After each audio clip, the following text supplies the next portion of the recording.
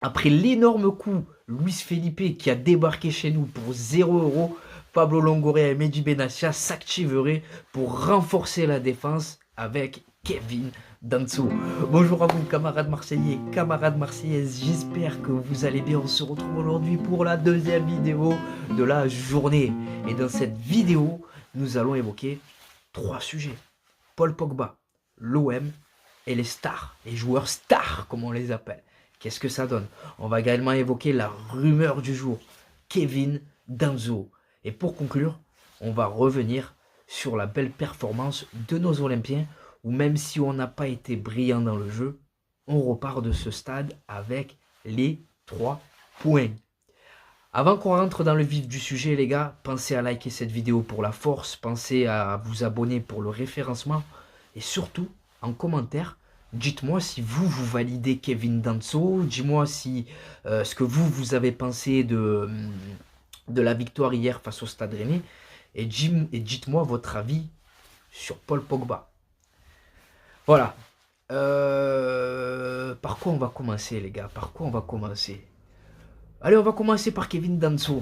Kevin Danso, la nouvelle rumeur du jour. Et pour moi, les gars, c'est pas une rumeur. C'est pas une rumeur pour plusieurs raisons. Lilian Brassier devrait quitter le club. Amir Murillo, on ne sait pas trop, même s'il a l'air d'avoir convaincu Roberto De Zerbi. Geoffrey Kondogbia, est-ce vraiment un joueur fiable à 200% à ce poste? Lilian Brassier devrait quitter le club. Idem pour Babo Meïté. Donc renforcer la défense, même avec l'arrivée de Luis Felipe, c'est une priorité. On a besoin de recruter derrière. De leur côté, Lens également a besoin de vendre. On l'a vu avec Brice Samba qui te vendent en pleine cour de saison. Ils ont besoin d'impérativement de vendre pour 100 millions d'euros. Mais ils sont aussi également de conclure la vente de Kuzanov qui va rejoindre Manchester City pour 50 millions d'euros. Donc, en pleine cour de saison, est-ce que Lens acceptera de se séparer de ces deux défenseurs centraux titulaires indiscutables? C'est la question à se poser. Est-ce que Lens acceptera aussi de renforcer, entre guillemets, un concurrent direct? Du côté du joueur, lui, depuis l'été dernier, il a la tête ailleurs. Il devait quitter le club, il a vu Seko Fofana, il a vu Jonathan Klaus, il a vu tous ses coéquipiers quitter le club, tous ses collègues, il a vu Brice Samba. Donc lui, dans son esprit, il aimerait quitter le club aussi, le club lensois. Donc, rejoindre l'Olympique de Marseille, pour lui, ce serait un palier.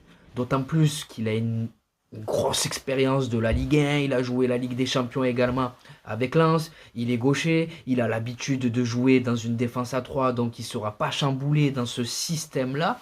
Donc Kevin Danso, pour un peu plus de 20 millions d'euros, sachant que tu vas vendre Amir Murillo, sachant que tu vas vendre Bamo Meïté, sachant que tu vas vendre Lilian Brassier, de l'argent va rentrer dans les caisses.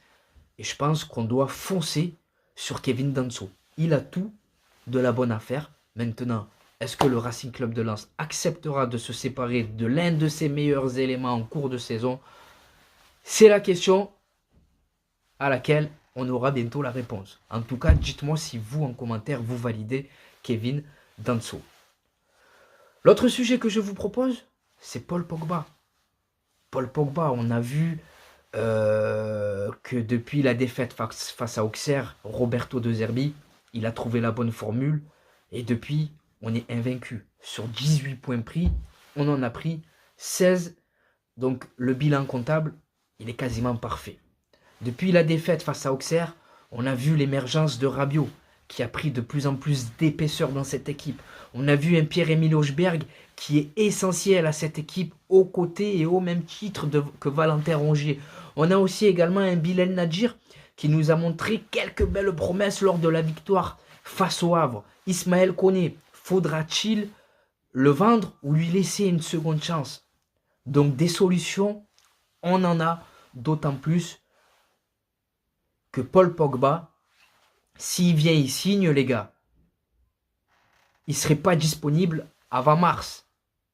Donc, est-ce que ça vaut réellement le coup de faire Paul Pogba et d'attendre qu'il vienne jusqu'à mars? Je pense pas. Même si l'idée, je la valide totalement. Maintenant, l'OM et les stars, les joueurs stars comme Paul Pogba, qu'est-ce que ça donne? Le bilan, il est mitigé, les gars. Le bilan, il est mitigé. Il y a eu des gros échecs. À commencer par Kevin Strootman.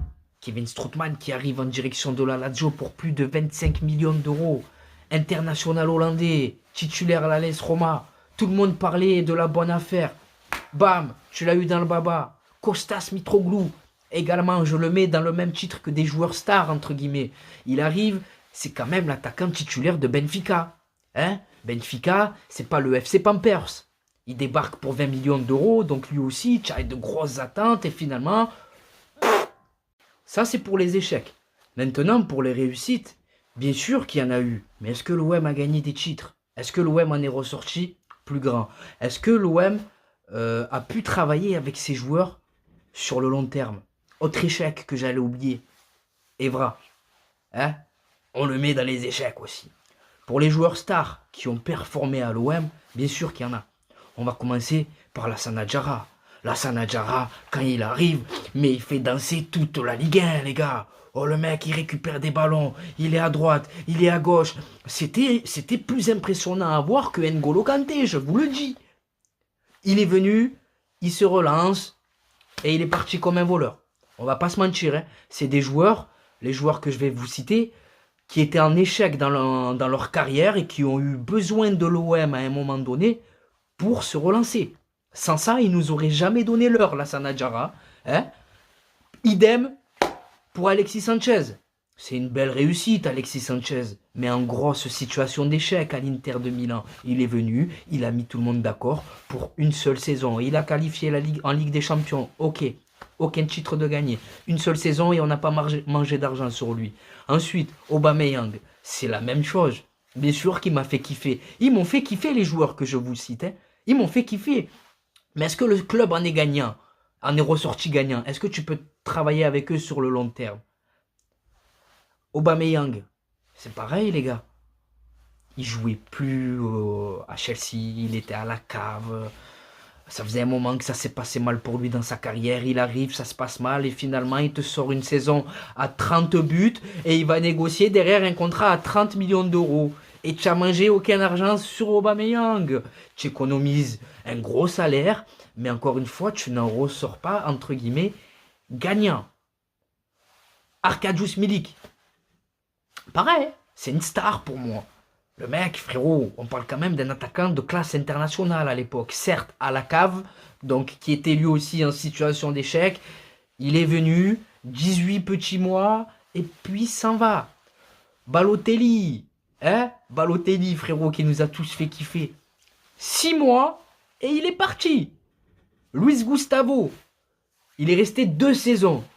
Il nous a sorti une grosse saison monstrueuse la première année. La deuxième année, elle a été moyenne. Et il est parti, lui aussi, pour des barquettes de frites à Fenerbahçe. On peut continuer si vous voulez, hein, les gars. Je peux continuer. Rabiot, par exemple, il vient à l'OM pourquoi? Alors, bien sûr qu'il respecte le club. Mais il vient parce que voilà, il n'a pas trouvé chaussure à son pied. Il se dit, allez, pourquoi pas l'OM? Parce que l'équipe de France, pour me mettre en valeur, quand même, c'est bien. Je préfère signer à l'OM qu'à West Ham ou à Burnley. Bien entendu. Tu vois? Tu comprends ce que je veux te dire? Pierre-Emile Hochberg, c'est une totale réussite, lui. Tu vas le chercher, il s'engage pour 4 ans et puis basta. Luis Felipe qui signe pour 18 mois. C'est un peu la même chose. C'est une manière de venir, se relancer et basta. Au revoir. C'est ce qui me fait peur, moi, les gars. C'est qu'il n'y a pas de vision sur le long terme avec eux.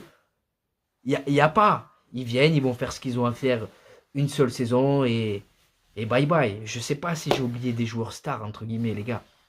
Je sais pas.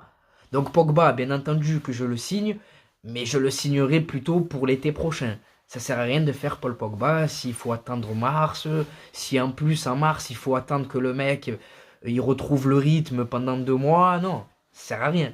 Donc faisons-le l'été prochain. Il faut le sécuriser quand même après. Peut-être qu'il va être convoité. C'est bizarre cette histoire, mais moi je foncerai peut-être. Peut-être je foncerai, peut-être je foncerai pas. En tout cas, je suis pas foncé ce cas. Petit jeu de mots nul à chier. Donc ouais, j'ai parlé de Sanchez, j'ai parlé d'Aubameyang, j'ai parlé de Balotelli. J'ai parlé de Lassana Diarra, j'ai parlé de Luis Gustavo, Alexis Sanchez. Voilà, les gars. Je pense que, je pense que j'ai été complet de ce côté-là. Maintenant, dites-moi si vous validez Paul Pogba. Bien entendu, vous le validez. Mais dites-moi ce que vous pensez de l'OM et entre guillemets les stars, les joueurs stars. Maintenant, je vous propose tout gentiment de changer de sujet et de basculer au débrief du match, entre guillemets. On va revenir sur la performance de nos Olympiens face à Rennes. À part, même si on n'a pas été brillant dans le jeu face au Stade Rennais, ce que je vais retenir, c'est les 3 points et l'excellente opération comptable au classement. Depuis le début de la reprise, là, depuis le début qu'il y a eu la trêve de Noël et tout, il y a plusieurs équipes qui n'y arrivent pas, à commencer par Monaco, Lyon et Lille, des concurrents directs. Et nous, on a redémarré l'année 2025 comme on a terminé 2024. C'est-à-dire qu'on a démarré sur des bases élevées. On a écrasé Le Havre. On est venu au bout de cette équipe rennaise sans être inquiété. Donc, on met 7 points d'avance à Lille, 4 à Monaco. Donc, l'excellente opération au classement. Sur ce match, les gars, ben écoutez, j'ai envie de dire que je vais commencer par l'autre décision arbitrale. C'est pas ce que je vais retenir, mais encore une fois, illogique. Si tu siffles le penalty rennais, tu dois accorder le penalty le nôtre sur le coup franc de Pierre-Emile Hojbjerg. Au bout d'un moment, il s'agit d'être logique et cohérent dans les décisions. Donc, la décision arbitrale, pour moi, c'est un fait de jeu quand même important. Ensuite, on a fait preuve de caractère.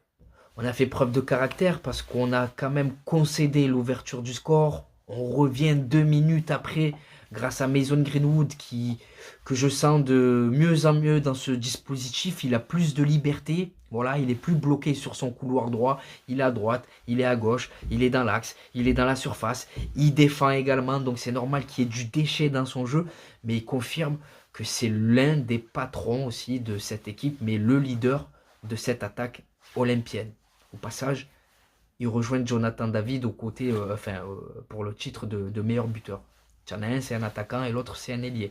Enfin bref, on revient au score 2 minutes après le but rennais et on a démarré la deuxième mi-temps. Voilà, tu n'as même pas eu le temps de t'asseoir. Greenwood dans ses œuvres, voilà, il donne un caviar à Rabiot. Rabiot bien placé, je le trouve à l'aise dans ce nouveau positionnement très très haut sur le terrain parce que ça lui permet de défendre ce qu'il aime faire, mais surtout, ça lui permet d'arriver lancé dans la surface de réparation, Rabiot. C'est un joueur qui aime bien partir de... C'est un box-to-box. Donc Rabiot, lui aussi, voilà, on a été porté par nos leaders. Rabiot, Hojbjerg, Rongier, Rouli. Encore une fois, le penalty qu'il arrête.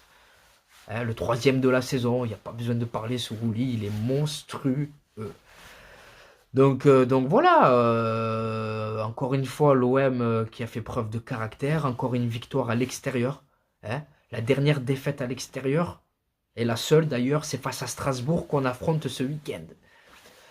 Donc ça va être une affiche assez intéressante. Mais en tout cas, je suis assez optimiste pour la fin de saison. Voilà, Paris, Monaco, Lille, Lyon. C'est des équipes qui jouent la Coupe d'Europe. Là où nous pouvons nous concentrer pleinement que sur le championnat. Donc voilà les gars. Dites-moi maintenant en commentaire vos tops, vos flops, votre homme du match, les décisions arbitrales, les choix de Roberto De Zerbi. Donc voilà, je compte sur vous en commentaire pour qu'on puisse discuter ensemble et pour que vous puissiez aussi débattre tous ensemble. C'est la fin de cette vidéo. Avant que je vous laisse, n'hésitez pas, n'oubliez pas de la liker, n'oubliez pas de vous abonner si ce n'est pas encore fait.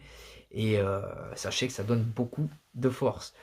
Je vous souhaite de passer une bonne journée selon le moment, une bonne journée, pardon, ou une bonne soirée selon le moment où vous visionnez cette vidéo. Oh, et n'oubliez pas, j'ai bégayé de fou.